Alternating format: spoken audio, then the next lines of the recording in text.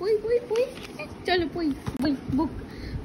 বড় মামা চায়ে চুমুক দিতে দিতে হঠাৎ লাফিয়ে উঠলেন। হ্যাঁ, মেজো মামা বললেন, কি হলো?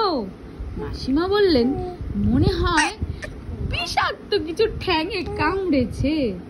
বড় মামা কোনো কথা না বলে ঘরের মাঝখানে ফাঁকা জায়গায় গিয়ে দাঁড়ালেন। শরীরটাকে টাইনে বায়ে বার কত মুচড়ে বলতে থাকলেন, অস্থির লাগছে, অস্থির লাগছে, বহুত অস্থির।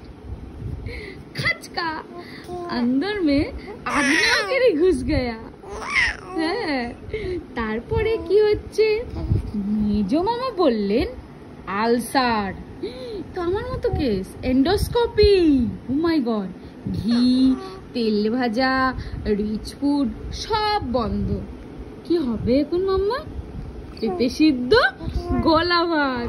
কি হবে? বড় মামা মেজো মামার কথায় কান না দিয়ে স্পট জগিং শুরু করলেন। Spot jogging? কাচের সেন্টার টেবিল, হ্যাঁ, ঝকঝক একটা চামচে কাঁপতে কাঁপতে ঠং করে মেঝেতে পড়ল। উই বাবলি! মাসিমা কিছুক্ষণ অবাক হয়ে তাকিয়ে থেকে বললেন, ধ্বংসটা হঠাৎ লাফাতে শুরু করলো কেন? বড় মামা হাঁপাতে হাঁপাতে বললেন, খানিকটা এনার্জি রিলিজ করার প্রয়োজন পড়েছে, তা না হলে আমি বোমার মতো জগতের উপর ফেটে পড়বো। মেজো মামা সঙ্গে সঙ্গে বললেন, তুমি ফাটবে ফ্যাটে, খাওয়া দাওয়া কন্ট্রোল করো, সপ্তাহে একদিন উপোস, আবার লাগছে না, আর পরিশ্রম করো, রোজ 10 মাইল হাঁটো। বড় মামা বললেন, চুপ, আমি একটা কিছু করতে চাইছি, বিরাট একটা কিছু। সেটা কি দিদি? কি গো? চেয়ারে বসলেন। হ্যাঁ, শ্বাস প্রশ্বাস স্বাভাবিক হয়ে আসছে। একসঙ্গে জোড়া টোস্টে কর করে কামড়, করর মরর করে খাচ্ছে। করর মরর শব্দটা একটু মেলাতে চাই চুমুক।